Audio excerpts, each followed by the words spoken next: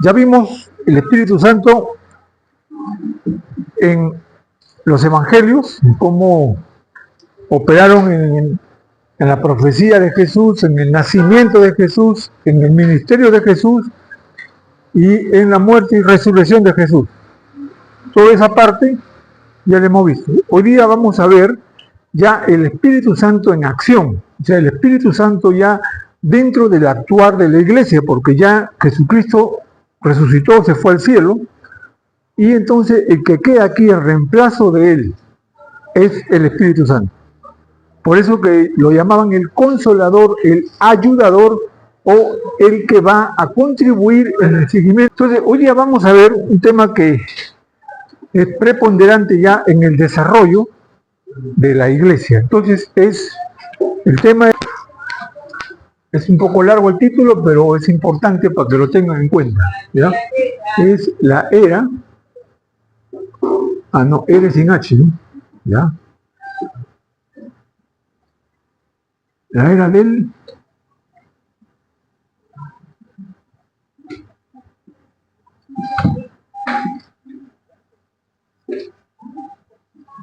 del Espíritu Santo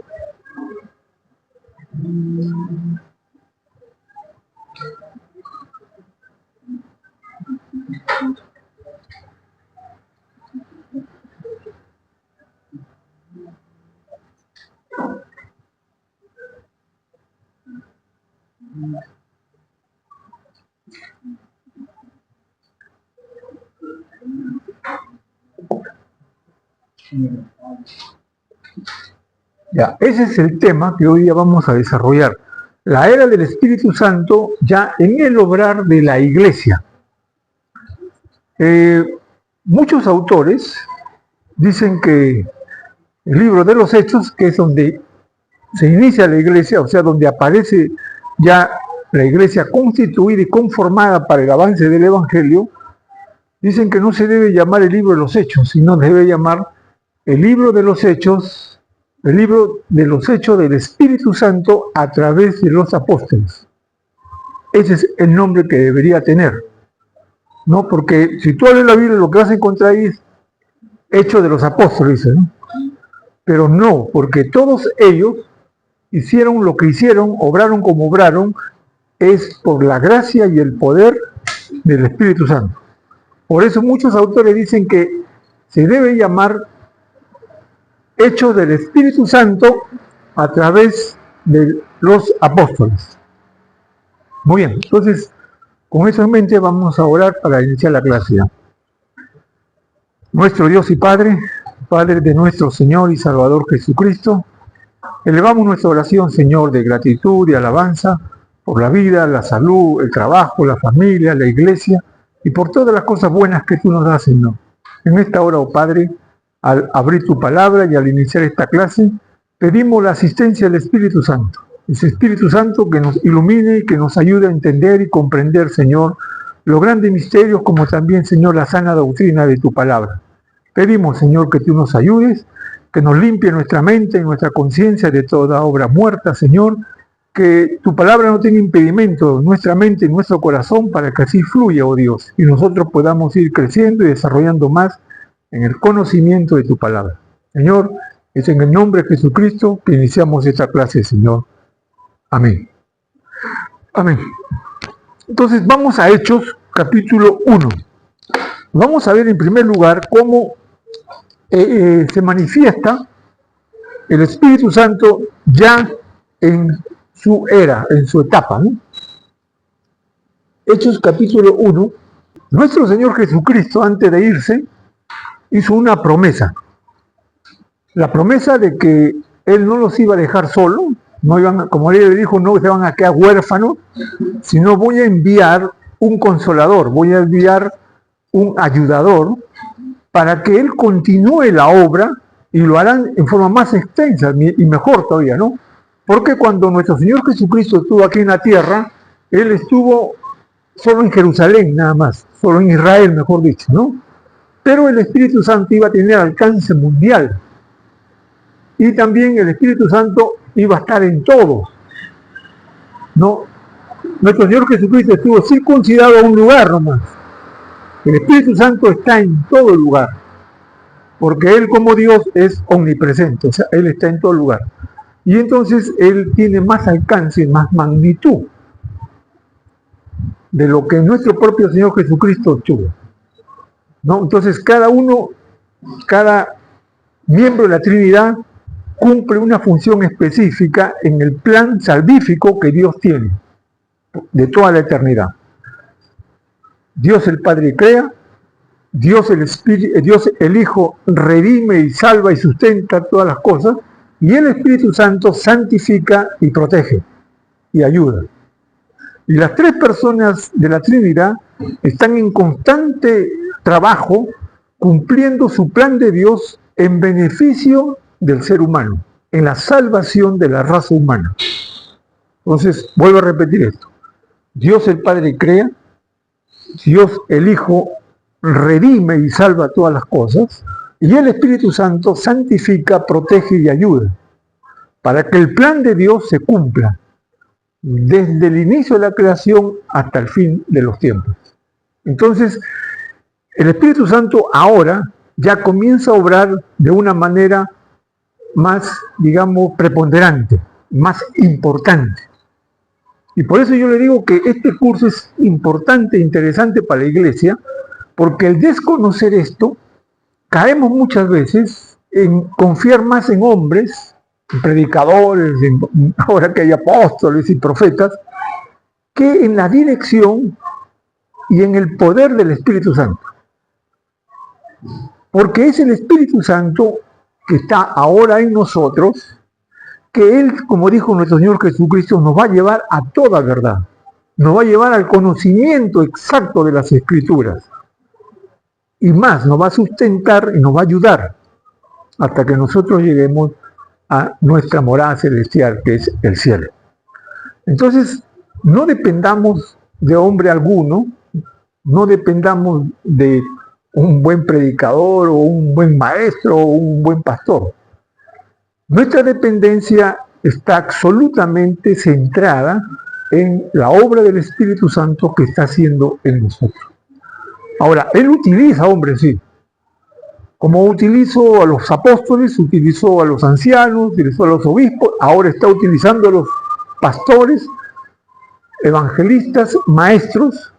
El Espíritu Santo lo está utilizando a ellos para beneficio de la iglesia, mas no para que ellos se adueñen de la iglesia o para que ellos tengan dominio de la iglesia, como sucede ahora, sino más bien para que ellos contribuyan al crecimiento y desarrollo y madurez de la iglesia. Pero ¿quién lo ha hecho eso? ¿O quién está haciendo esa obra? Es el Espíritu Santo. ¿Amén? Amén. Muy bien. Entonces, el cumplimiento de la promesa de la venida del Espíritu Santo la encontramos en Hechos capítulo 1, el cumplimiento. Dice 1:4.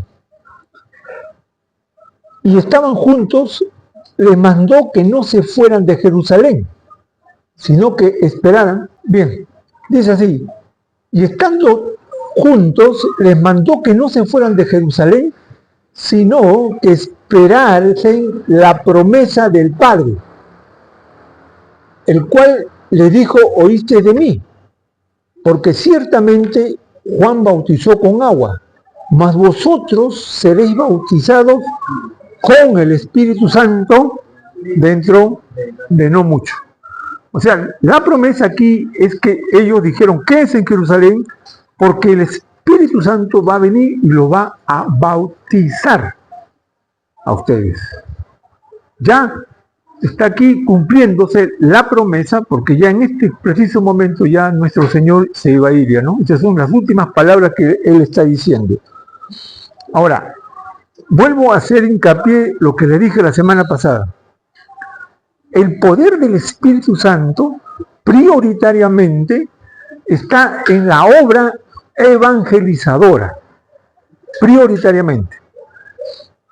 Después puede sanar, puede liberar, puede hacer milagros y maravillas, pero prioritariamente el poder que el Espíritu Santo nos da a nosotros es para evangelizar. ¿Cómo escuchamos? ¿Cómo entendemos esto? Bien. Entonces, vamos al 6. Dice, entonces los que se habían reunido le preguntaron diciendo, Señor, ¿restaurarás el reino de Israel en este tiempo? Y él les dijo, no os toca a vosotros, sabéis los tiempos y las sazones que el Padre puso en su sola potestad, pero recibiréis poder, dunamis, ¿no? Recibiréis poder cuando haya venido sobre vosotros, ¿quién? El Espíritu Santo. ¿Y para qué es ese poder? Y me seréis testigos en Jerusalén, en Judea, en Samaria y hasta lo último de la tierra. Y habiendo dicho estas cosas, viéndolo ellos, fue alzado y le recibió una nube y los ocultó en el cielo. O sea, las últimas palabras que nuestro Señor Jesucristo les dice a sus apóstoles es esta.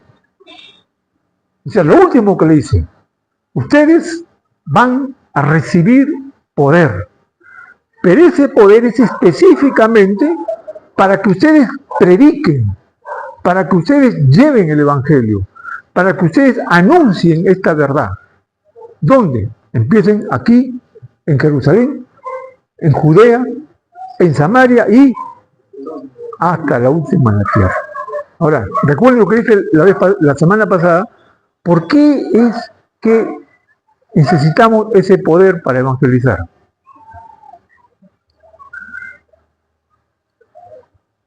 ¿Porque somos cobardes?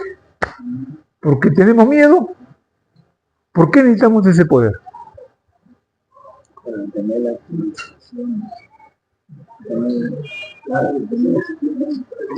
¿Para qué? Para convencer. Nosotros no convencemos. El Espíritu Santo dice, cuando Él venga, Él convencerá. ¿Pero para qué necesitamos ese poder nosotros? Para poder evangelizar. Para evangelizar, pues claro, pero ¿por qué? Porque ahí le está diciendo, claro, me seréis testigos, o sea, ustedes van a dar testimonio de mí. Eso significa testigo, ¿no? ¿Por qué parte de la vida del Espíritu Santo? No. Pero, yo les dije la semana pasada. ¿No se acuerdan? Les conté la historia del pastor de Lutri, cuando él enseñó a sus alumnos que deberían ir a evangelizar, que él estaba dándole un curso de evangelismo. ¿Qué hizo?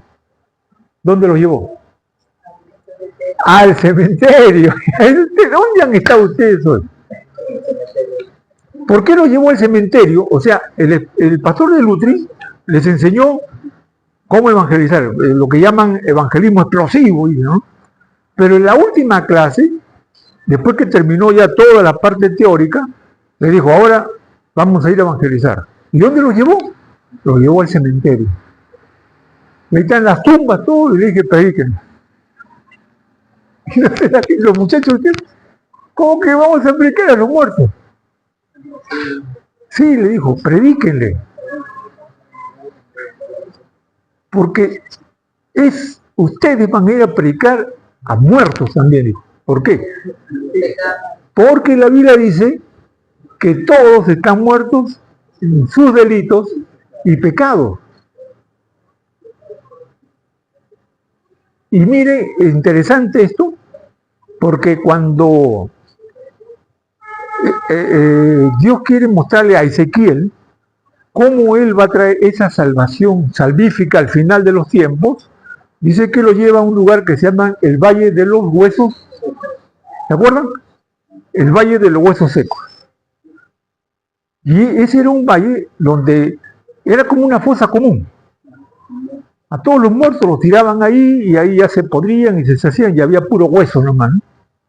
Puro huesos ahí había.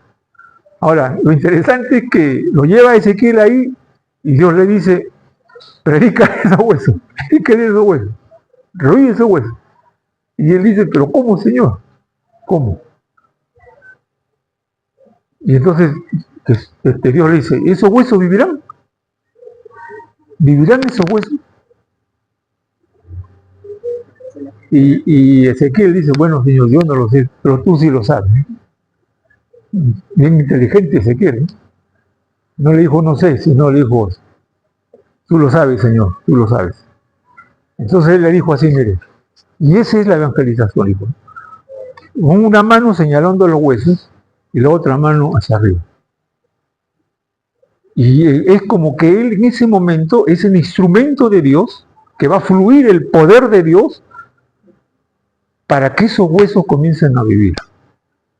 Y entonces él pone una mano arriba y una mano a los huesos y le dice, grita, huesos, tomen vida, le dice. Y en ese momento el poder de Dios viene sobre él y es transmitido a esos huesos para que esos huesos, ese que comienzan los tendones a juntarse, comienza a armarse todo y comienza a salir de piel y todos esos huesos muertos comienzan a tener forma humana ya y vive. Ahora, ¿qué es eso? Es exactamente lo que nosotros hacemos. Para evangelizar, ¿qué hacemos?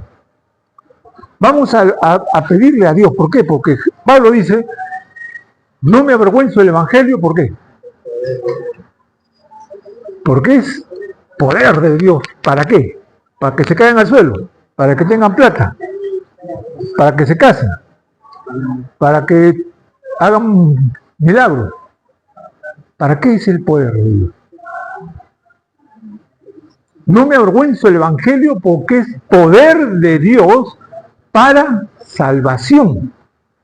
Para salvación. Entonces, el poder que aquí le está dando es para eso. Para que prediquen el evangelio y todos los que están muertos en sus delitos y pecados vivan para Dios. Vivan. Entonces, ahí está el poder. Ahora, yo soy el instrumento, ustedes son los instrumentos, porque cuando salimos a evangelizar, vamos a Dios y digo, Señor, llévanos donde tú vas a salvar. A esos muertos que están andando, esos zombies. Y entonces vamos y le predicamos el evangelio, le mostramos la verdad, y es el toque de Dios. El poder de Dios que al tocarlo, esa persona es salva. Y ya, nace de nuevo. De estar muerto, ahora nace de nuevo para Dios. De estar condenado, ahora es salvo. De estar rumbo al infierno, ahora se va al cielo. ¿No es eso el poder de Dios magnífico? ¿No es eso algo extraordinario? Más que una sanidad. Más que una liberación. Más que cualquier otra cosa, hermano. Si Dios te puede sanar de una enfermedad, pero si no te salva, igual te vas al infierno, así, sano y todo. Si Dios te enriquece, pero si no te salva, con todos tus millones te vas al infierno. Porque lo importante y lo que significa evangelio es el poder de Dios para salvación. Lamentablemente, buenas noches. Y bien, lamentablemente, tanto se ha desvirtuado el evangelio que en vez de estar predicando la salvación, están predicando prosperidad, sanidad, liberación, felicidad, gozo, alegría, y creen que ese es el evangelio. No, el evangelio es el poder de Dios para salvar. Punto. Bien, entonces reafirmo esta verdad aquí. ¿Recibiréis poder para qué? Para poner la mano y tumbar al suelo. Para soplar. Es increíble, hermano, que tantos falsos profetas y maestros que se atribuyen poder y que hacen cosas que a veces da cólera y da risa, hermano. Da cólera y da risa. Pero mucha gente está engañada y está siguiendo esas cosas. No, el Espíritu Santo viene sobre los apóstoles para darles ese poder. Fíjense aquí, después que ellos muere nuestro Señor Jesucristo, se va al cielo, resucita, ellos serían con miedo todavía. Y van al aposento alto y trancan las puertas y todo, y ahí se ponen a orar, por miedo a la persecución. Y miren lo que pasa después. Muy bien, hasta aquí entonces ya tenemos claro para qué vino el Espíritu Santo en la persona. Sigamos ahora. Ahora viene el derramamiento ya. El derramamiento. Vamos ahora a Hechos capítulo 2. Hechos capítulo 2. Ya la promesa la había dado, ya se sabe para qué. Ahora la venida del Espíritu Santo. Hechos capítulo dice, cuando llegó el día de Pentecostés, estaban todos unánimes juntos, y de repente vino del cielo un estruendo como de un viento recio que soplaba, el cual llenó toda la casa donde estaban sentados, y se les aparecieron lenguas repartidas como de fuego, asentándose sobre cada uno de ellos, y fueron todos llenos del Espíritu Santo, y comenzaron a hablar en otras lenguas según el Espíritu les daba que hablasen. Moraban entonces en Jerusalén judíos, varones piadosos de todas las naciones bajo el cielo. Y hecho este estruendo, se juntó la multitud y estaban confusos porque cada uno les oía hablar en su propia lengua. Y estaban atónicos y maravillados diciendo, mirad, ¿no son galileos todos estos que hablan? ¿Cómo pues le oímos nosotros hablar cada uno en nuestra lengua, en la que hemos nacido? Por pardos, medos, elamitas, y los que habitaban en Mesopotamia, en Judea, en Capadocia, y en Ponto, y en Asia, en Frígida, y Panfilia, en Egipto y en las regiones de África, más allá de Cirene.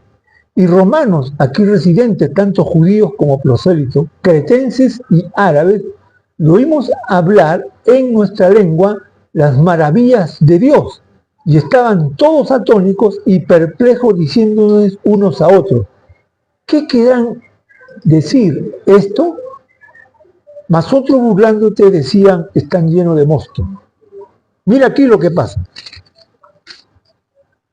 La inauguración de la venida del Espíritu Santo ocurre aquí en Pentecostés. Ahora, antes de seguir, quiero hacer una pregunta. ¿Qué es Pentecostés? ¿O qué significa Pentecostés?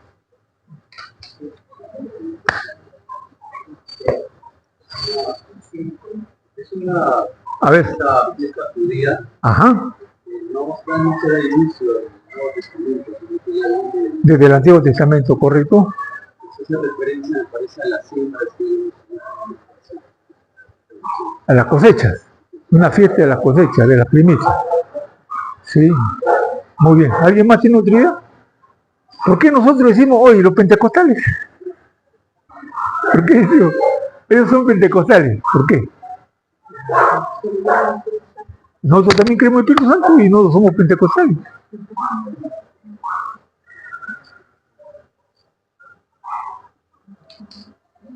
Tengan en cuenta esto porque cuando nosotros vamos a evangelizar nos pueden hacer esa pregunta. ¿Ustedes son pentecostales? ¿Ustedes qué van a decir? No. ¿O sí? ¿Qué van a decir si nos preguntan ustedes son pentecostales? ¿Que no? No, pero sí. No, pero sí. Sí, no. Sí somos pentecostales. En líneas generales somos pentecostales. Porque este evento que ocurre aquí, no igual, pero ese evento ocurre en nosotros a la hora de nuestra conversión. Así que en ese aspecto somos pentecostales. Porque es en Pentecostal donde se inicia la inauguración de la obra permanente del Espíritu Santo. Es en este momento. ¿Por qué? Porque aquí ya el Espíritu Santo viene a quedarse perenne. Ya no junto a nosotros, sino en nosotros. Y ahora entonces el Espíritu Santo dentro de nosotros comienza a obrar esa obra que va a perfeccionar tanto nuestra vida, nuestra manera de pensar, nuestra manera de actuar, nuestra santificación, pero también en la obra que sigue el plan de Dios a través de nosotros. Ahora, ya saben entonces, somos pentecostales. Sí. ¿Por qué? Porque como dijo Rigoberto, pentecostal significa una fiesta donde se cosechaba, o sea, las primicias venía y era una fiesta de gratitud a Dios por la bendición de Dios en la cosecha. Pentecostal acá significa entonces la bendición de Dios por la venida del Espíritu Santo. Y justo ocurre. Ahora, Pente, 50. ¿Por qué decían 50? Porque era una fiesta que duraba 50 días. 50 días. Por eso sea Pente 50. Pentecostal. Una fiesta que duraba 50 días. Desde el inicio de la cosecha, de cuando sacaban las primicias, desde ahí se iniciaba y contaban 50 días y todo ese día era de jolgorio, alegría, gozo, por la bendición de Dios. Igual, viene el Espíritu Santo y la obra y la venida del Espíritu Santo transforma la vida de ellos y ellos se llenan de valor, de gozo y de alegría, y eso todo lo seguimos todavía. Lo seguimos nosotros. Bien. ¿Hay alguna pregunta?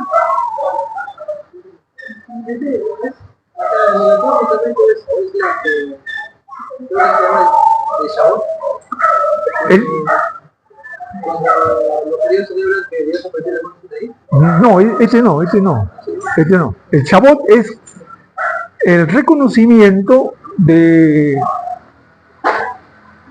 digamos, cuando Dios se le aparece en el monte. Ese es el Shabbat. Pero acá no, acá es una fiesta.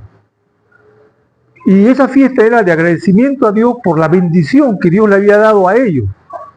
Aquí es igual, es la bendición que Dios da a través del cumplimiento de la promesa de la venida del Espíritu Santo, pero ya en forma permanente, ¿no?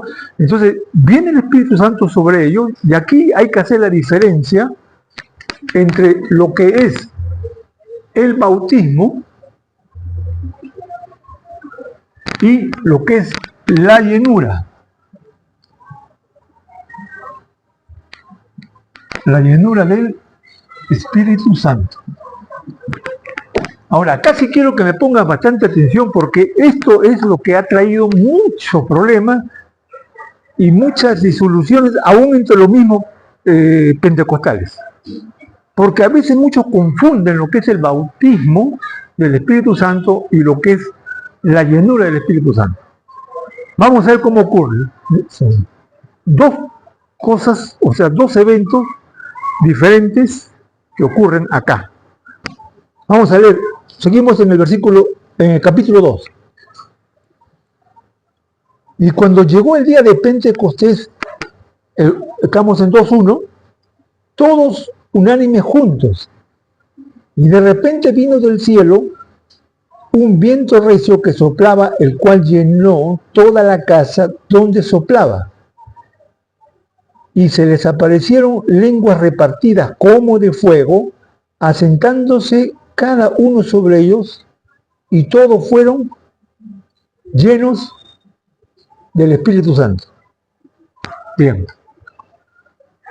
Aparece lo que es el bautismo. Ahora, esto aquí no lo notamos. Aquí no lo notamos específicamente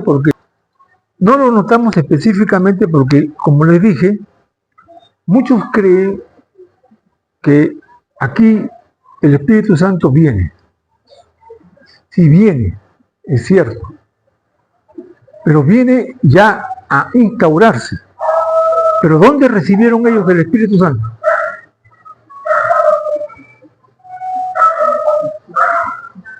¿Ah? a ser bautizados. ¿Dónde fueron ellos bautizados?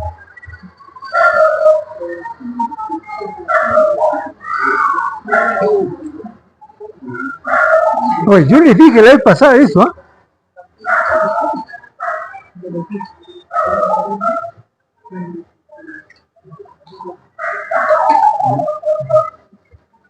No van a acordarse ustedes. No van a acordarse. Pero miren cómo es más o menos. En este momento todavía no está la iglesia. La iglesia recién aquí se está formando. Con una membresía de 120. Estaban 120, dice unánime. O sea, recién la iglesia aquí comienza a formarse. Pero el Espíritu Santo ellos lo reciben. Juan capítulo 20. Vamos a Juan capítulo 20, San Juan 20.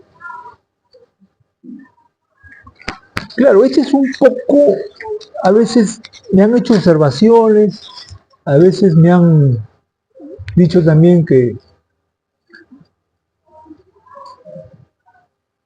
pero tampoco han podido explicarme por qué este caso, ¿no?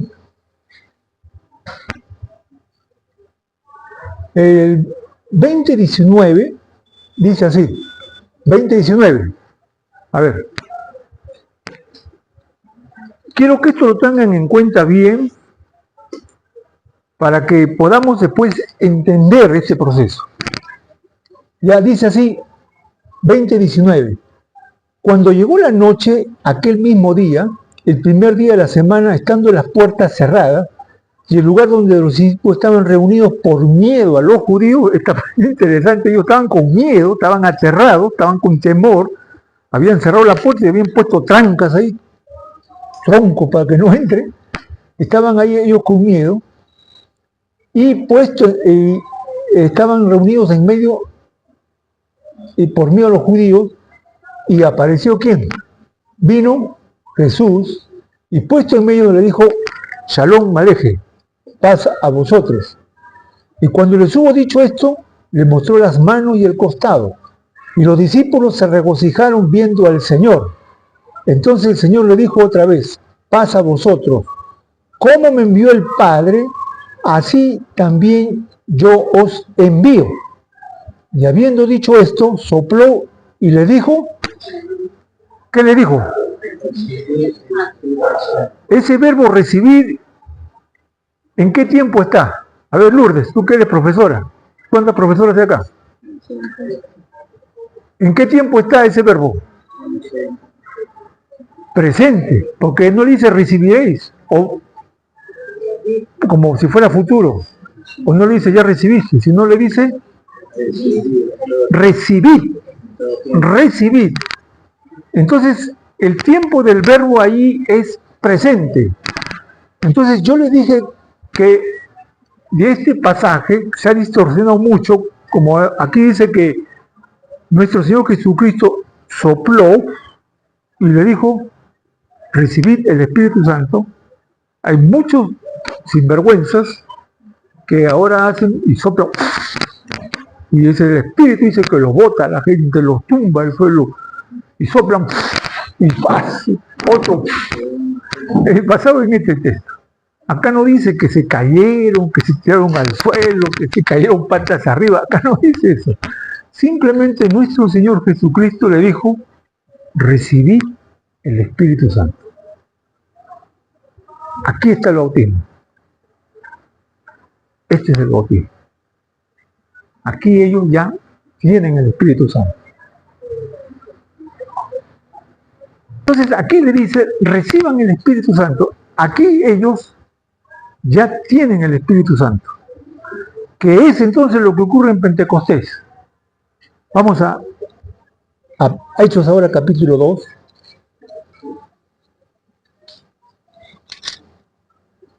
¿Qué es lo que ocurre aquí en Pentecostés? Es que el Espíritu Santo viene, pero viene ya no a bautizarlo, sino viene, ¿qué dice? Y todos fueron llenos. Vino ya a llenarlos. Entonces, entre el bautismo del Espíritu Santo y la llenura del Espíritu Santo es diferente. Entonces, aquí, vamos a ponerlo con otro. Aquí reciben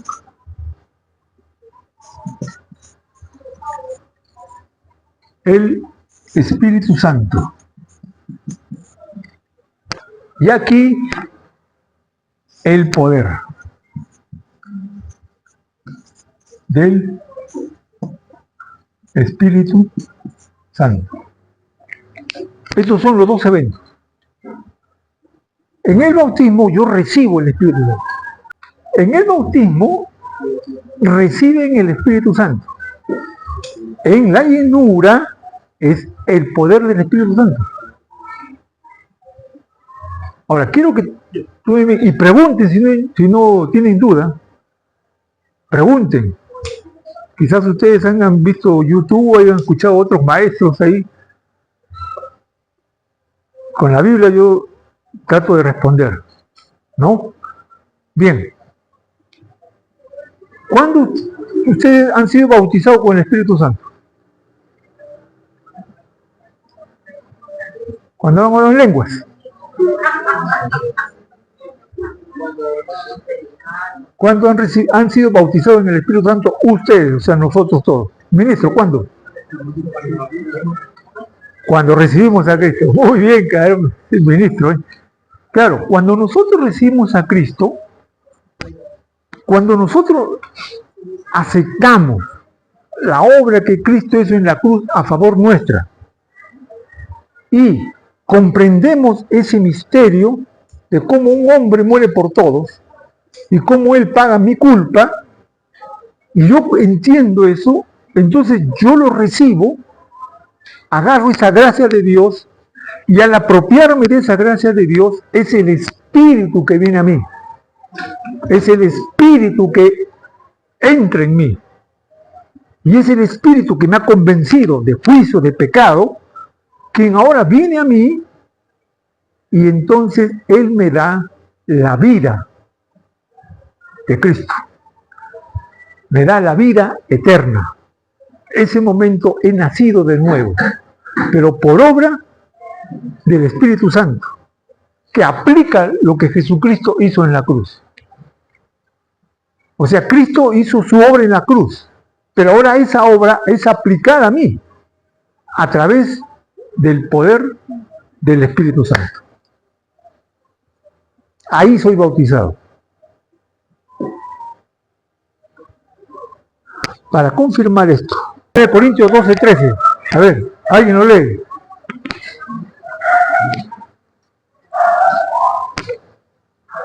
Porque por un solo Espíritu fuimos todos bautizados ¿Ya? en un cuerpo, sean judíos o griegos, sean esclavos o libres, y a todos se nos dio a través de un mismo Espíritu. ¿Sí? No, ahí nomás. Ya. Miren este texto. Este es parte de los fundamentos de la doctrina bautista. Dice que por un solo espíritu, ¿cuál espíritu es? El Espíritu Santo. O sea, por un solo espíritu, o sea, el Espíritu Santo, ¿qué cosa hizo Él? ¿Qué cosa ha hecho Él? Fuimos, o sea, Él nos bautiza a nosotros. Él nos bautiza. O sea, Él es el que nos bautiza, el Espíritu Santo. Por un solo espíritu todos hemos sido bautizados. ¿En dónde hemos sido bautizados nosotros? ¿A dónde? Porque por un solo espíritu fue bautizado, ¿a dónde? En el cuerpo de Cristo. ¿Cuál es el cuerpo de Cristo?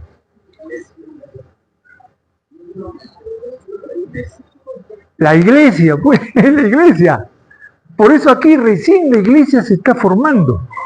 Aquí en Pentecostés la iglesia recién se está formando. Ahora, yo soy introducido a esa iglesia. Cuando Jesucristo dice, yo vengo por mi iglesia, ¿a qué iglesia está recibiendo? A los bautistas, a los pentecostales, a los nazarenos, a la Alianza Cristiana, al Movimiento Misionero Mundial. ¿A cuál iglesia se está refiriendo?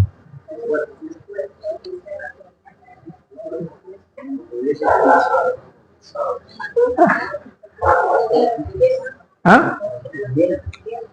¿Pero a qué iglesia se está refiriendo?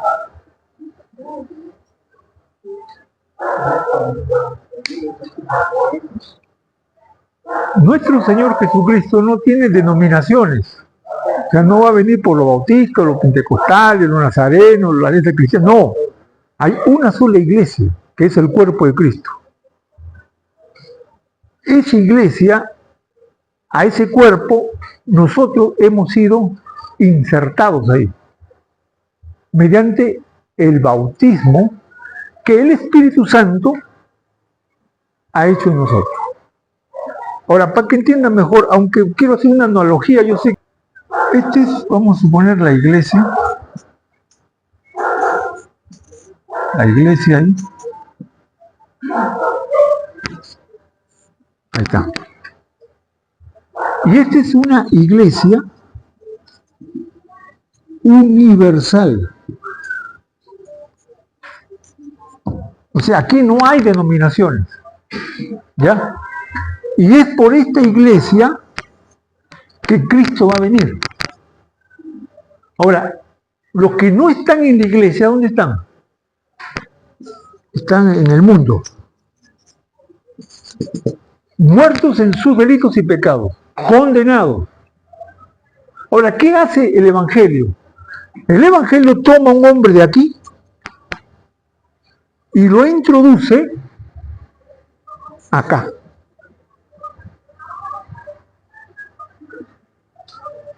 Fuimos trasladados del reino de las tinieblas al reino de la luz. De el reino de Satanás al reino de Dios. De estar condenados a estar salvados. Esta traslación y sumergido aquí es el bautismo. Ahora, yo pertenezco a la única iglesia verdadera, que es la iglesia de Cristo. Ahora, yo pertenezco a la iglesia por la cual Cristo va a venir. Y esta iglesia ahora es la que está andando triunfante, no es triunfalista, triunfante, al reino de los cielos.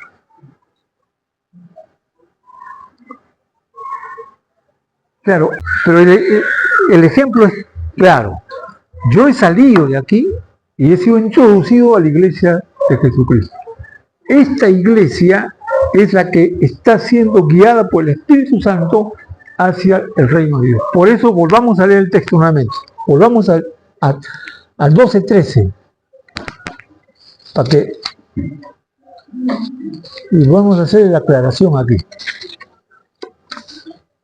Entonces dice, porque por un solo espíritu, y ahí la palabra espíritu está con mayúscula, por un solo espíritu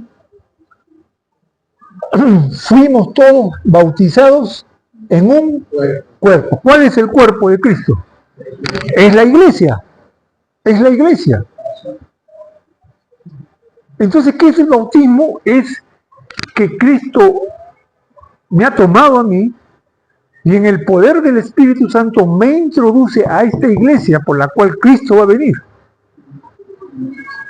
Y yo entonces soy bautizado aquí, sumergido, porque la palabra bautismo significa eso, inmersión.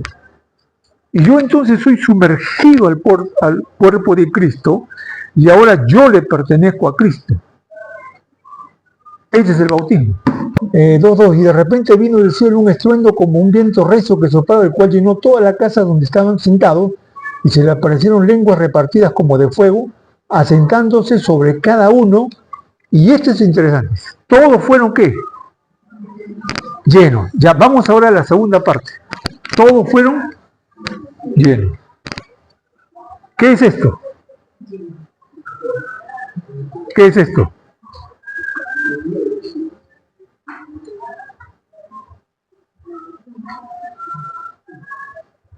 Es aquí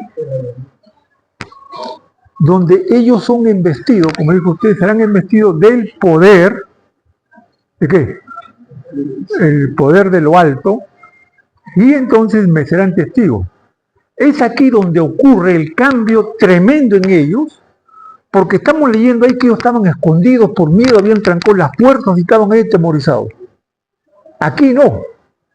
Aquí llena el Espíritu Santo, viene sobre ellos, y entonces hay un estruendo fuerte y toda la gente se asusta como si hubiera habido una explosión, y van donde estaban ellos, donde había ocurrido eso. Y al verlos a ellos en ese éxtasis que hablaban, uno dijeron, oye, ¿qué ha pasado? Entonces uno dice, no, esto están en la parte final, ahí se ve, ¿no? Dice, en el versículo 26, dice, perdón, en el versículo 12 dice, y estaban todos atónitos y perplejos, diciendo unos a otros, ¿qué quieren decir esto? Unos se burlaban, unos decían, ¿están llenos de qué? ¿Qué cosa es mosto? Es el vino. El vino. O como diciendo, oye, estos están borrachos, creo, ¿no? Y me gusta esto, hermano, porque mire, ¿quién fue el que lo negó a Jesús? 3 veces. Pedro. El colérico Pedro, el aventado Pedro, el hombre que le dijo, no te dejaré, yo moriré contigo, tú, de pronto le va negándolo 3 veces y después se va a orar amargamente y después va con todos los apóstoles y se esconden ahí, trancan las puertas todos, de miedo y temor. Pero cuando viene el Espíritu Santo y lo llena, ¿quién es el primero el que da el discurso? Sin temor y sin miedo. ¿Quién es? Pedro. Ahí está el poder de Dios. Ahí está la llenura del Espíritu Santo. El temeroso Pedro. El miedoso Pedro. El cobarde Pedro. Miren lo que dice después. 2:14. Entonces Pedro, poniéndose en pie con los 11, alzó la voz y les habló diciendo, varones judíos y todos los que habitan aquí, esto que sea notorio, oí mis palabras, porque no es esto que somos ebrios, como vosotros suponéis, puesto que aún es la hora tercera del día. Mas esto es lo que fue dicho por el profeta Joel, y empieza a predicar el hombre. El cobarde Pedro, el miedoso Pedro, el temeroso Pedro, ahora se para delante de toda la gente y le dice, oídme, escuchadme ahora. ¿No? ¿Qué pasó? ¿Qué pasó con Pedro? Como decía mi tía, ¿qué mosco le picó? Es que en ese momento todos ellos fueron llenos. Y entonces Pedro, en el poder del Espíritu Santo, comienza a predicar el Evangelio de Jesucristo.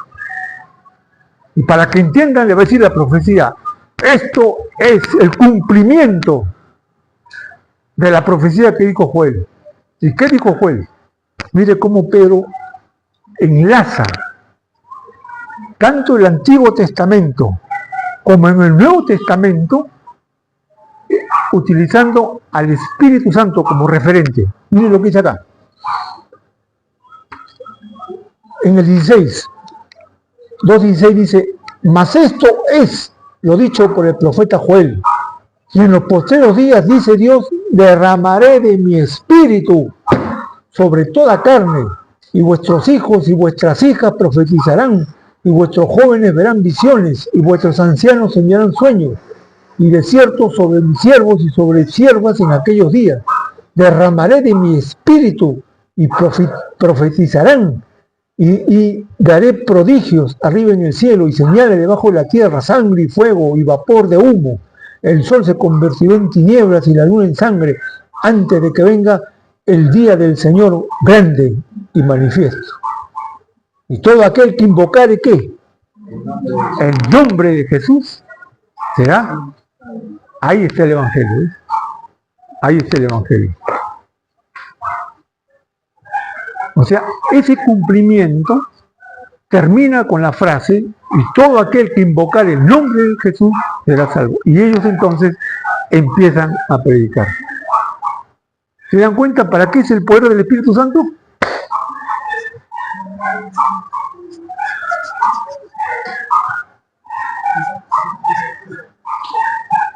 Es para predicar, hermano. Es para salir a la gente y a esos muertos hacerlos vivir. Es para salir afuera y decirle a esa gente que está engañada, que está muerto en sus delitos y pecados y que está esclavo de Satanás, liberarlo, sacarlo de ahí. Esos que están siendo engañados por ideologías, por sectas, por falsas doctrinas, en el poder del Espíritu Santo, sacarlos de ahí. Ahí para eso es el poder de Dios. No es para soplar y tumbar gente y ponerle la mano y que se tiren al suelo. No. Es para que el poder de Dios se manifieste para salvación. Por eso termina diciendo, y todo el que invocare, ¿qué? El nombre del Señor será salvo. Muy bien. Vamos ahora a las preguntas.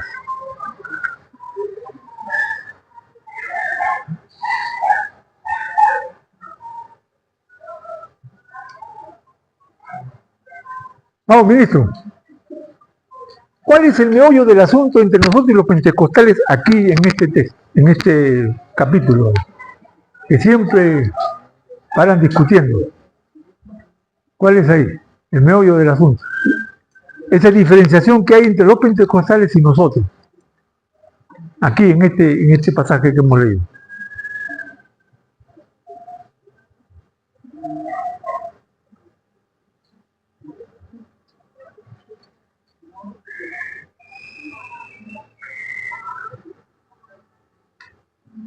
Y que siempre se ha hecho una disputa, siempre hay una, no digamos rencilla, pero sí hay a veces unos inconvenientes ahí, que por eso a veces no se junta con nosotros, ni nosotros nos juntamos con ellos. Yo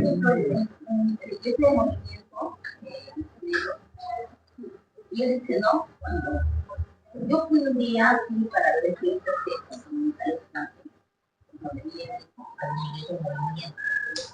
y ellos dicen que ellos están llenados, tienen la llenura del Espíritu, el poder del Espíritu.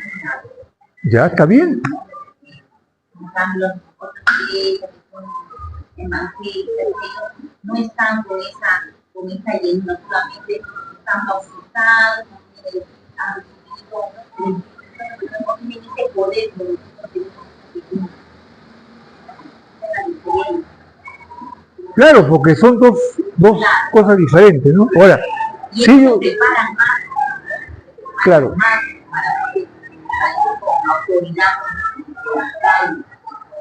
quizás en eso tenga razón, hermano, porque muchas veces no salen así nomás, una hora de oración, no que se preparan 3 horas, 4 más, hacen ayuno salen afuera, como puedes ver, y están ahí predicando con autoridad. mira, en eso sí, yo creo que tienen ellos, digamos, más coraje que nosotros, ¿no?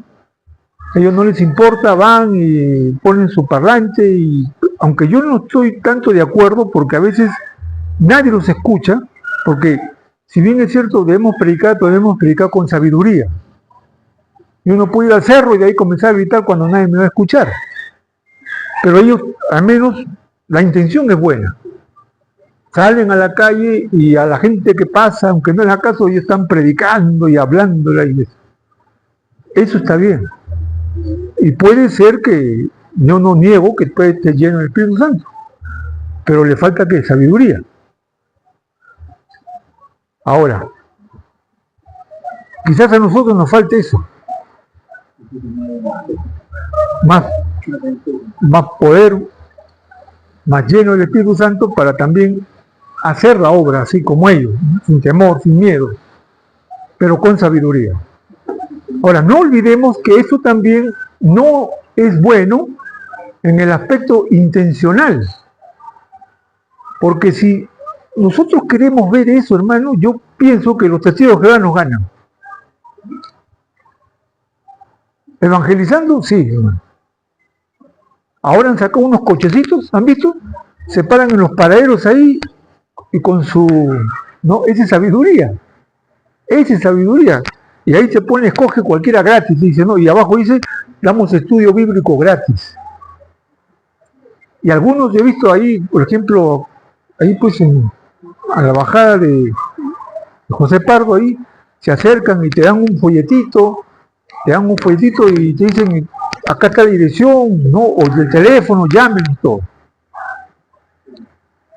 Y allá, por Surco y Miraflores, veo los testigos que va a quedar de puerta en puerta ahí, fastidiando a la que van de puerta en puerta ahí, predicando. Y todos los domingos lo hacen, ¿no? Siempre veo eso yo. Muy poco evangélico veo haciendo eso. Muy poco evangélico. Pero ellos sí, ellos salen ahí, ¿no?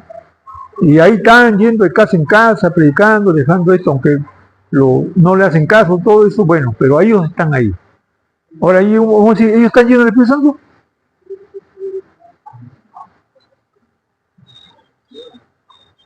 ¿Ellos tienen el Espíritu Santo? No, pues porque ellos no creen que el Espíritu Santo es Dios, no creen que el Espíritu Santo es una persona, ellos creen que el Espíritu Santo es una fuerza. Entonces lo que ellos tienen es una buena motivación, una buena intención, pero no tienen la llenura del Espíritu Santo. Ahí está la diferencia. Por eso nosotros tenemos que darnos cuenta cuando somos intencionales a como cuando somos guiados en el poder del Espíritu Santo. Y eso va a crear una revolución, hermano. Eso va a crear una revolución. Yo te soy sincero, muchas veces yo trato eso, busco eso, hermano. Pero no, algo me falta. Algunos hermanos ayuna, otro Lourdes, otro hay que ir al cerro, otro hay que al monte y todas estas cosas. No sé, pero cuando lleguemos a lo que es la ayuda del Espíritu Santo, ahí más o menos voy a clarificar ese punto.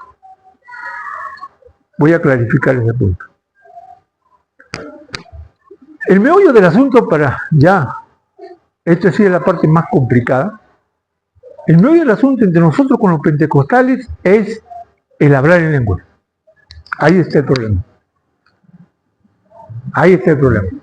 Porque los pentecostales creen que una evidencia visual o física de la llenura del Espíritu Santo, del bautismo del Espíritu Santo, es el hablar en lengua. Y lo sacan de acá. ¿Por qué? Porque dice que cuando vino el Espíritu Santo, ¿qué pasó? ¿Cuál fue la manifestación? Comenzaron a hablar en lengua. Entonces ellos dicen ahí que si tú no hablas lengua, no has sido bautizado en el Espíritu Santo. Entonces ellos ven el hablar en lenguas como una segunda experiencia después de la conversión. O sea, tú te conviertes, sí, pero ahora te falta el bautismo. Y para evidenciar el bautismo, tú tienes que hablar lengua. Y si no hablas lengua, pues tienes que orar al Señor para que te dé eso. Esa es una doctrina pentecostal, ¿eh? Claro, hay pentecostales que no creen eso. Igual que nosotros también creen que el bautismo se recibe a la hora de la conversión. Pero eso es lo que ha ocasionado muchas, no divisiones, digamos, porque cada uno tiene su denominación, sino a veces un poco de distanciamiento entre los pentecostales, porque dicen, no, estos son fríos, estos son refrigeradores, uno le dicen pingüinos, estos son pingüinos, dice. ¿No? En cambio nosotros somos fuego, el fuego de Dios ahí que los bautistas, esos son fríos, parecen pingüinos, paran durmiendo, Sus cultos parecen fúnebres. Así nos dicen a nosotros, ¿no? En cambio ellos sí, o sea que 3 vueltas en el aire, danzan como cordero de la manada y se tiran al suelo y comienzan a temblar y ahí está el fuego. Y hermano, entre nosotros, la denominación bautista, que somos más de 100 iglesias a nivel nacional, a nosotros nos catalogan como bauticostales. Bauticostales. ¿Por qué? Porque nuestra denominación es bautista, pero nuestra liturgia, nuestros cultos, dice que no son bautistas. ¿Por qué? Porque nosotros aplaudimos, nosotros danzamos, y a veces los muchachos salen al frente y se ponen ahí, o sea, a tirar su ritmo, y los otros, y las chicas se ponen ahí todo, y que eso en ninguna iglesia bautista lo vas a ver. No hay ninguna iglesia bautista que haga eso. Nosotros somos los únicos. Y por eso nos dicen, ustedes son bauticostales. Ahora, eso es parte de una historia, ¿no? Que o sea, algún día se lo contaré cómo fue eso.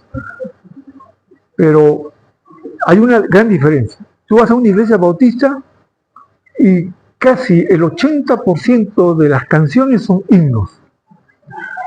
Tienen su himnario.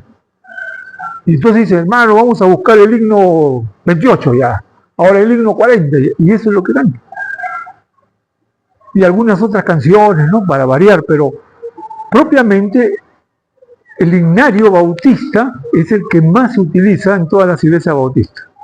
Ahora, personalmente yo estoy de acuerdo con eso. Porque veo que el himno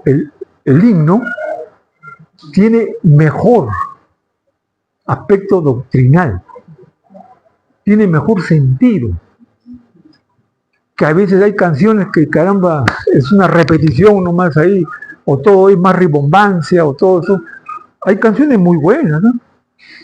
Y yo los canto y me alegro y me gozo y hasta tiro mi ritmo. Pero si me van a elegir entre eso y los himnos, yo prefiero los himnos. Ahora no es porque sea viejo, sino porque si alguno dice, ay, que usted es anticucho, hermano, no, sino porque veo yo, que soy maestro y que he estudiado la Biblia, en lo poco que sé, los himnos tienen mejor doctrina, mejor mensaje, mejor mensaje. En la cruz yo primero vi la luz y la mancha del pecado Cristo los lavó. Cuán grande es Él. Cuando allá se pase lista. O sea, son canciones, himnos que inspiran y que tiene todo el proceso desde cuando te conviertes hasta cuando te vas.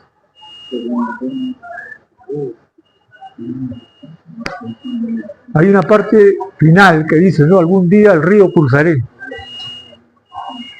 contra la muerte batallaré, pero triunfante veré la luz de mi Señor.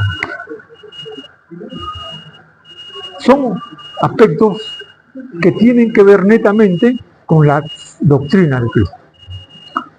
Ahora, claro, hay canciones muy buenas que yo los canto también, ¿no? Por eso, cuando ha venido acá el pastor que es presidente ahí en Argentina, nosotros tenemos asociación de bautistas, se llama Propochuc. ¿Han escuchado del pastor Propochuc?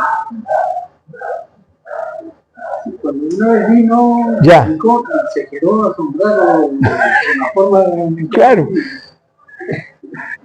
Claro, porque... Bueno, pero él dijo, está bien, hermano, son bien alegres. No sé si lo dijo por compromiso o por qué. No sé si lo dijo... Ya. Él es de UBLA, Unión de Bautistas, ya, es de UBLA. Ya, por ejemplo, él se admiró de nosotros. Pero lo que no sé es que si lo dijo de compromiso, hermano, ustedes son bien alegres, ¿no? Pero no lo dijo por compromiso porque él se asombró un poco, ¿no? Ahora, personalmente yo creo que debemos ser centrados, ni irnos para un extremo, estar todos firmes ahí con manos en el pecho cantando,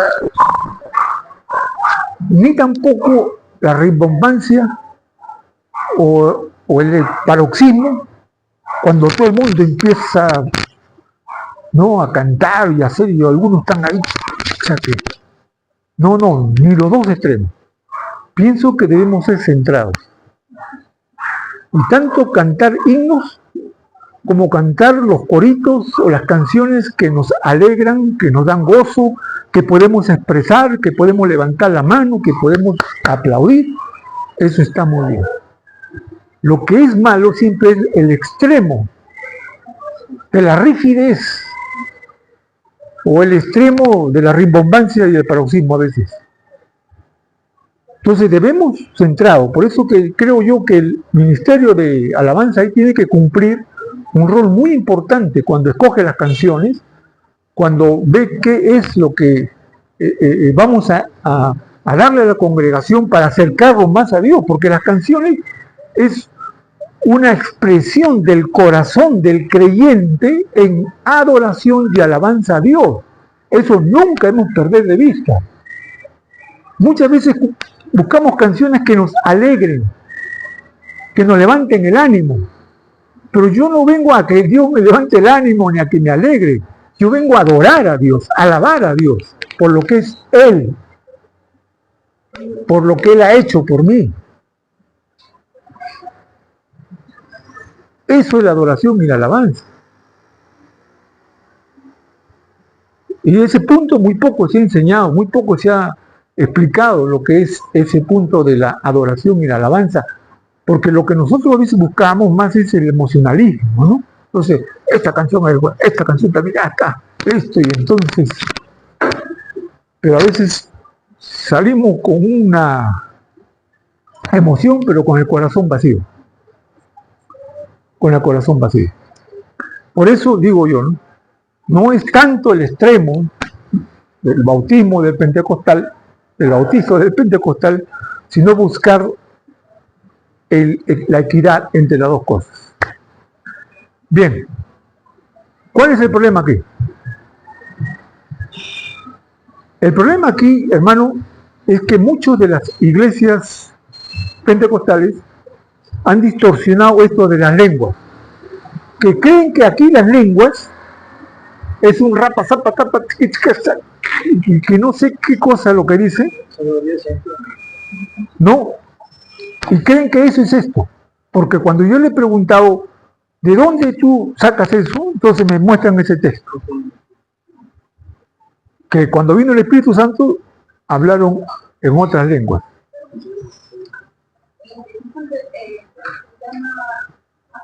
Hablando cuando en el mundo César Blasco decía, ¿no? Hablaban ariano, en lengua, tenía el poder del Espíritu Santo, tenía en ese momento, porque el hermano siguiente tenía todavía era hermano de el culto, ¿no? Y hablaba, no recuerdo de César Blasco en lengua, ¿no? Sí. Hablaba. Bueno, ahora ya no lo hace. Ya no lo hace. Ahora es pastor. Ahora ya no lo hace. Porque uno va aprendiendo, bueno. Y miren que la mayoría de las lenguas, hermanos, son repeticiones que escuchan a otros. Son repeticiones que escuchan a otros. Hermano, ¿en qué versículo los pentecostales se basan para explicar hablar en lengua? Porque se basan solamente en estos dos. O sea, dan a entender estos dos. Ellos hablaban en la lengua de cada persona, de los que estaban escuchando. En ese caso, pues, si ellos hablarían en lenguas, no diríamos sino que hablarían en alguna lengua de las personas o de los oyentes. Si hay algún restaurante de la Claro. no es que ellos hablen, sino que pues voces que no se pueden entender. Aparte que claramente se diría que si la misma lengua tiene que haber un intérprete. Que interprete. Ajá. Y si entre ellos que hablan en lenguas no se entienden, entonces, ¿qué quiere decir? Solamente se va a cumplir a pues se desmonta toda su doctrina que ellos tienen ahí. Muy bien, inteligente, ¿eh? Claro, enfermera. Sí, es cierto. Muchos creen que basado en este texto que el hablar en lenguas es algo que no se entiende. Pero no. Aquí, en este pasaje, que es Hechos 2, son idiomas. No es una lengua extraña. Porque si nosotros leemos bien claro, miren, todo el conglomerado de gente, ¿de dónde eran? Miren, vamos a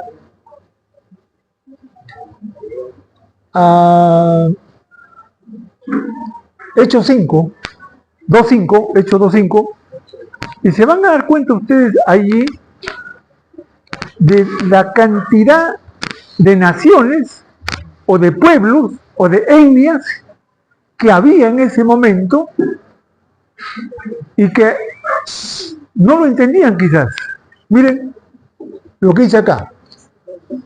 Moraban entonces en Jerusalén judíos, varones piadosos de todas las naciones bajo, ¿qué significa bajo el cielo?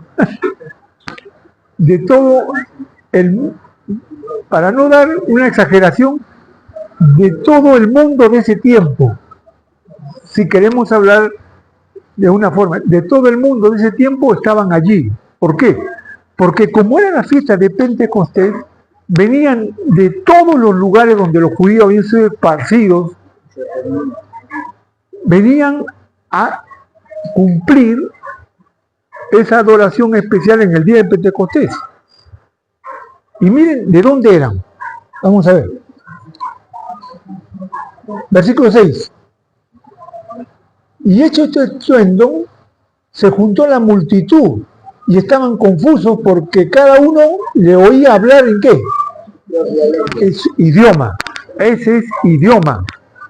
Eso no es algo que no se entiende. Ese es idioma. En su propia lengua. Y estaban todos atónitos y maravillados diciendo, mirad, ¿no son galileos todos estos que hablan? O sea, ellos hablaban en Galileo, en el idioma griego, y todavía era el griego koiné, que es un griego vulgar. Y dicen, ¿no son estos galileos que están hablando eso? Y miren lo que dice acá. ¿Cómo pues le oímos nosotros hablar cada uno en nuestra lengua en la que hemos nacido? O sea, ¿cómo es esto? Dicen ellos, ¿no? ¿Cómo es esto?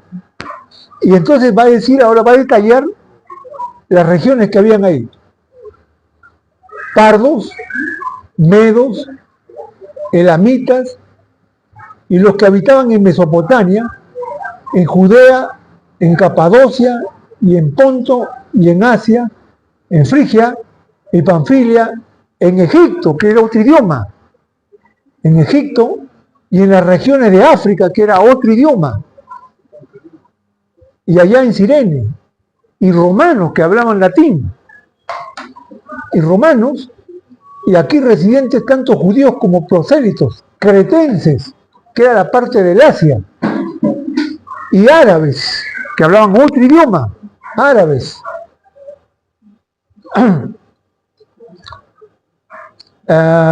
Le oímos, cretenses y árabes, les oímos hablar en nuestra lengua las maravillas de Dios. Ahí está. O sea, esto es interesante, hermano, porque había un montón de prosélitos judíos que habían venido, pero que vivían en otras regiones, en otros lugares, que hablaban otras lenguas, tenían otro idioma. Y Pedro estaba hablando en griego, o sea, en el idioma galileo, pero todos ellos los entendían. Es como que acá están los rusos, acá están los ingleses, acá están los africanos, acá están los quechua aymara, y acá están los castellanos. Ya, listo. Y yo soy de Bulgaria. Entonces yo voy a hablar en búlgaro. Y tanto los rusos, los ingleses,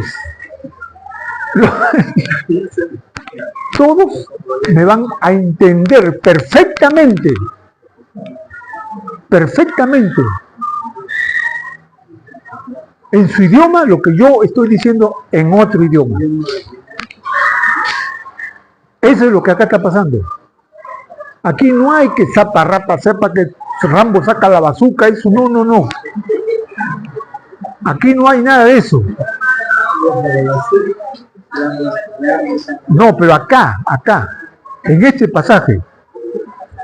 Claro, eso vamos a verlo en en Corintios capítulo 14, pero aquí en este pasaje no está ocurriendo eso.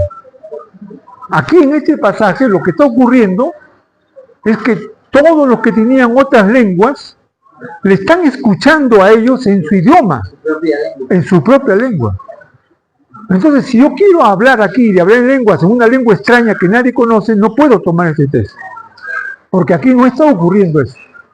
Habrá otros textos, sí, que puedo tomarlo, pero aquí, específicamente, lo que está ocurriendo es que Pedro está hablando en su idioma y todos lo están escuchando, en otro idioma lo están escuchando perfectamente como si lo estuviera hablando en su propio idioma. Por eso dice, ¿cómo es que ellos pueden hablar en el idioma que nosotros hemos nacido?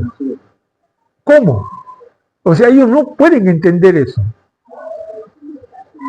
Ahora, ¿para qué es esto?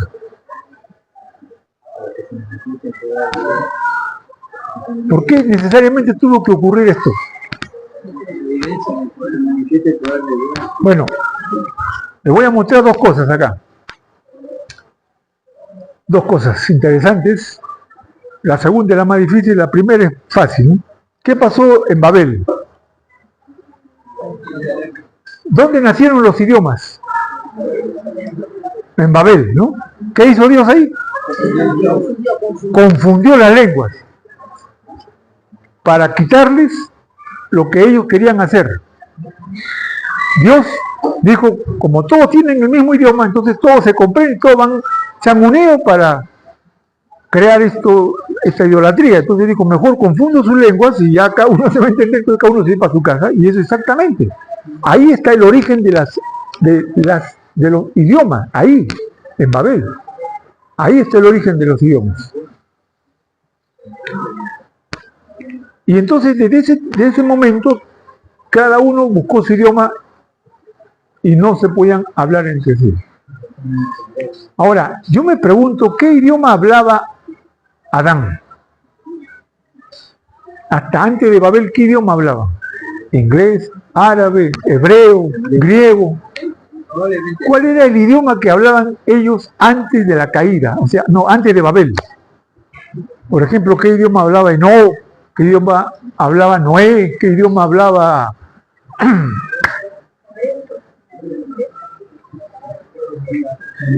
¿Cuál era el idioma que hablaban ellos? Antes de Babel, ¿qué idioma hablaban? Bueno, eso es un misterio. Pero que había un idioma, que había una forma de comunicación, sí, eso no lo podemos negar. Pero que eso fue después esparcido en diferentes idiomas en Babel. Y todos se confundieron. Lo que está ocurriendo ahora aquí es que todos están entendiendo, no importa los idiomas, no importa el lugar de origen, hay un solo idioma que habla Dios y que todos lo van a entender. Entonces lo que ocurrió en Babel ahora es restaurado aquí. Bueno, esto lo dice Berkot. Esto lo dice Berkot. O sea, todo lo que ocurrió en Babel, esa confusión, ahora aquí está siendo restaurada, como diciendo, el Evangelio es para todas las naciones, toda lengua, toda raza, toda etnia, todo ser humano que habita en la tierra, no importa de dónde es, no importa el idioma que hable, para todos es el Evangelio. Y eso se está cumpliendo, hermano. El Evangelio está llegando a todos los lugares. Las Biblias se han traducido en muchos idiomas, aún los idiomas que son más difíciles, o idiomas que son, ya no son idiomas, sino son, lo llaman esto, dialectos. Esos dialectos que lo hablan solo un grupito, a ellos está llegando. A ellos está llegando. Como diciendo, el Evangelio no tiene barreras idiomáticas. No tiene barreras idiomáticas. El Evangelio es para todos. O sea, ve con lo que está explicando, no va a entender de que nosotros, o cualquier persona no puede dar lengua. Sí.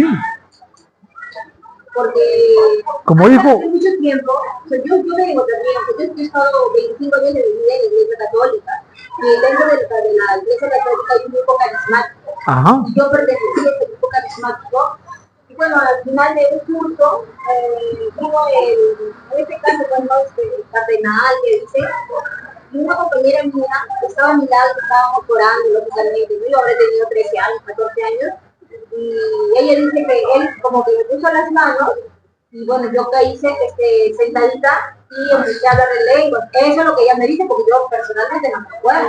Ella me dice, tú has recibido el don de lenguas, no sé. Pero sí me acuerdo que cuando estaba en casa sola, a veces me salía con unas canciones un poquito raras que para mí eran un poco raras, ¿no? Pero espontáneamente. Pero después ya, pues, como no lo he practicado, eso yo lo estoy perdiendo, pero eso yo lo experimenté. Lógicamente, yo no me acuerdo qué he hablado, pero ella dice que la lengua, que mi lengua se movía, no sé qué. Pero eso me dijo mi compañera que estaba a mi costado, con la cual yo iba a las reuniones de este grupo carismático. Pero eso sí, yo creo, sí se da. sí, le lo dijo Lourdes, ¿ah? Pero yo le estoy hablando específicamente de este pasaje. Pero no si somos analistas, lo mismo. Claro, ahora le voy a explicar eso, no sé si, o sea que el tiempo es nuestro mejor enemigo, pero no sé si esto, pero les voy a adelantar algo. Sí, hay unas lenguas que algunos lo llaman, y he leído yo, por ejemplo, cuando leí La Cueva, un comentarista ahí, que algunos lo llaman lenguas angelicales, ¿no? Hay lenguas. Ahora, claro, sí es cierto que puede haber un idioma celestial. Ahora, la Biblia específicamente no nos dicen, pero Pablo sí nos da algo de entender en eso. Pero el problema está en que, como dijo ya mi hermana acá, no es hablar en lengua por hablar. Todo lo que Dios permite, y eso téngalo en cuenta, todo lo que Dios permite y todo lo que Dios hace, siempre debe tener un propósito de edificación, no de confusión, no de miedo, no de temor. Eso téngalo en cuenta siempre. Vuelvo a repetir esto. Todo lo que Dios permite, todo lo que Dios hace, no importa cualquier circunstancia, todo debe ser para edificación. Todo. Si hay algo que me causa confusión, si hay algo que me causa temor, si hay algo que me... entonces no es de Dios. Porque la paz de Dios dice que inunda nuestros corazones. Ahora, ¿qué les voy a adelantar? La próxima semana, les prometo, voy a prepararme bien para esto, para explicarles mejor esto. Pero ¿cómo podemos explicar este punto que es importante, ¿no? Porque es aquí, como le decía yo, donde a veces se hace la dicotomía entre los pentecostales y nosotros. Es aquí donde ha habido siempre esta pugna entre los carismáticos. A propósito, ¿qué significa carismático?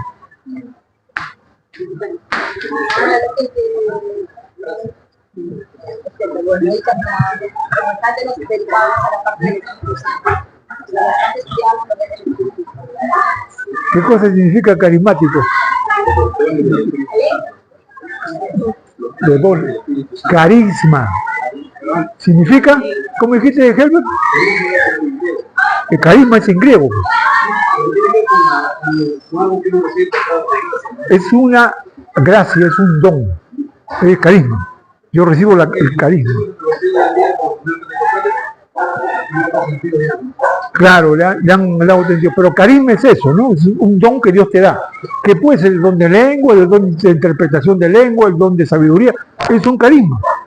Ahora, ¿dónde está? Para explicarle mejor esto, ¿dónde está esto?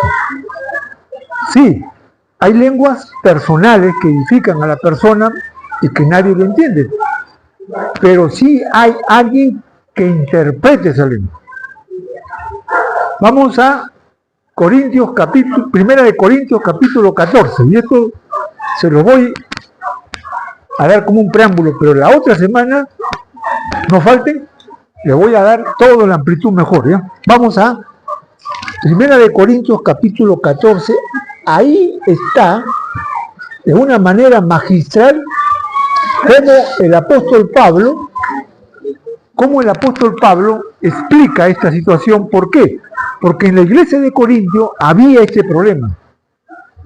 Había gente que había un loquerío a veces. Uno hablaba una cosa, el otro otra cosa, y a veces ni se entendían. Y esto, si dice, si alguien entra acá y ve esto, y tú estás loco.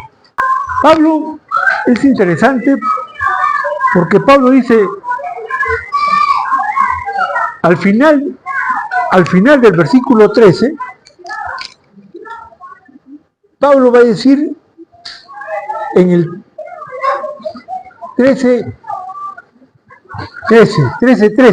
mire lo que va a decir Pablo. Ahora permanece la fe, la esperanza y el amor. Pero de estos tres, ¿cuál es el más importante, dice Pablo? El amor.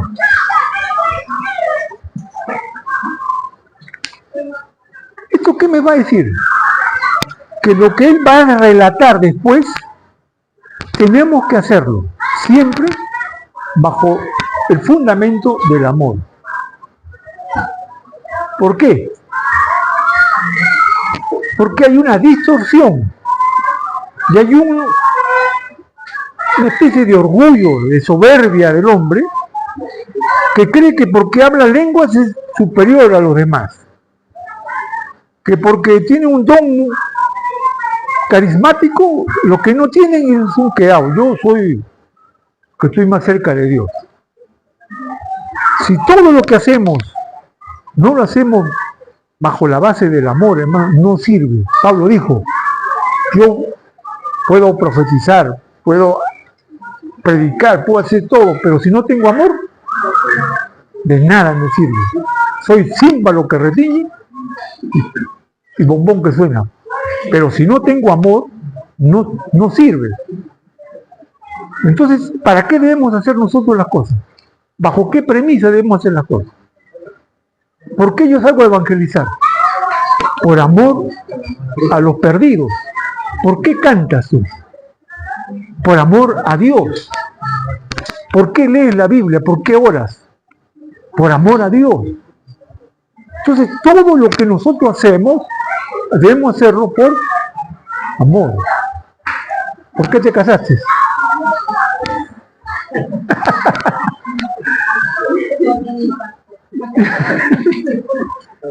Por amor.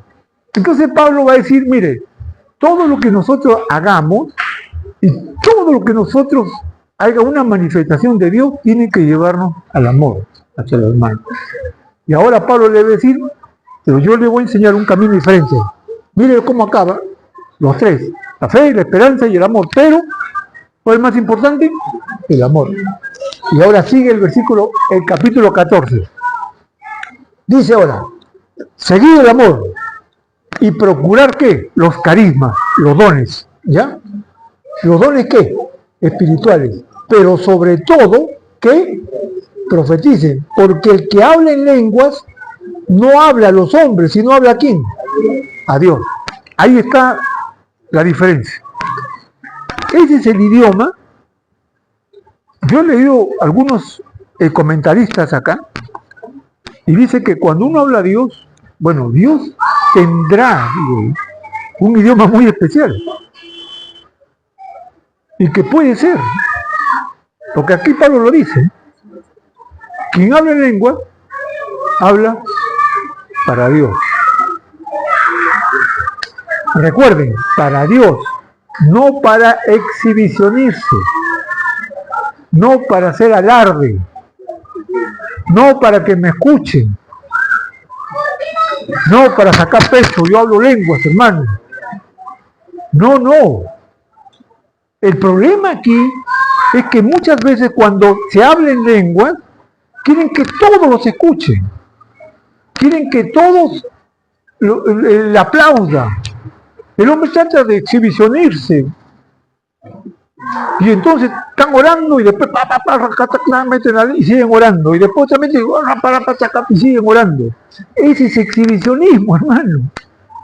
Eso no es lengua. Ese es querer impresionar a los demás. Porque acá dice claramente: quien ora en lengua, ¿quién está orando? A Dios. Entonces, ora a Dios tranquilo. Y Pablo lo va a ver más adelante. Mire lo que dice ahora: quien habla en lengua, no a los hombres, sino a Dios, pues nadie le entiende, aunque por el Espíritu habla ¿qué? Misterio. Es misterio. Es misterio. Y no traten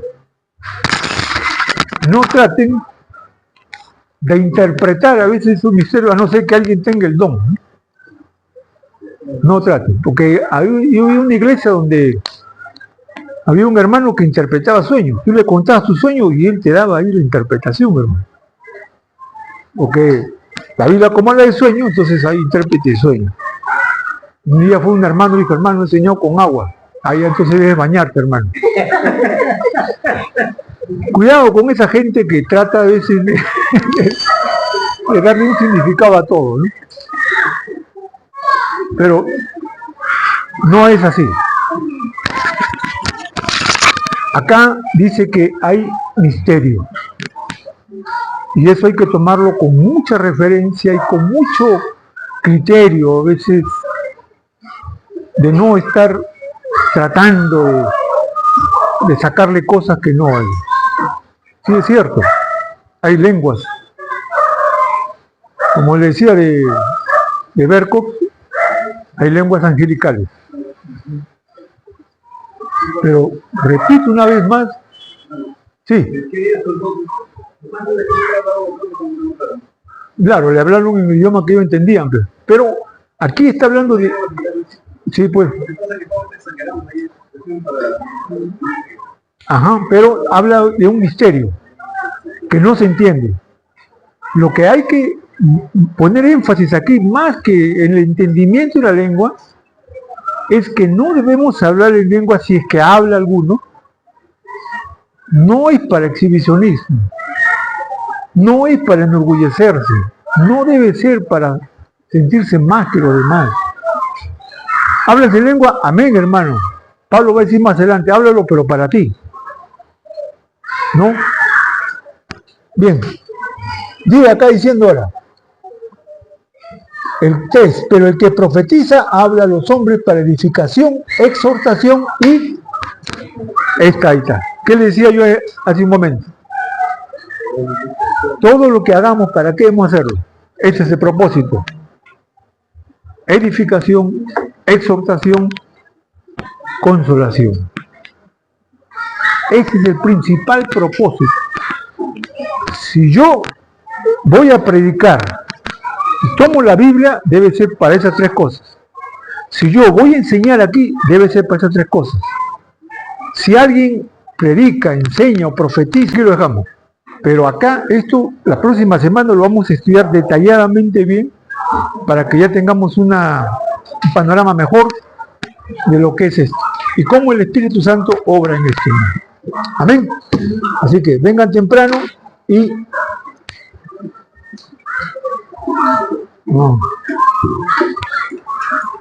no hay pregunta, ¿no?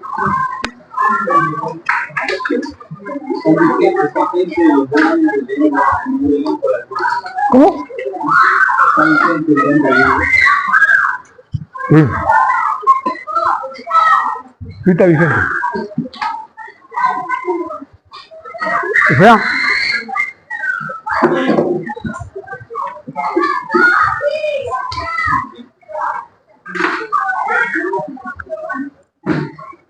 todos los dones están vigentes.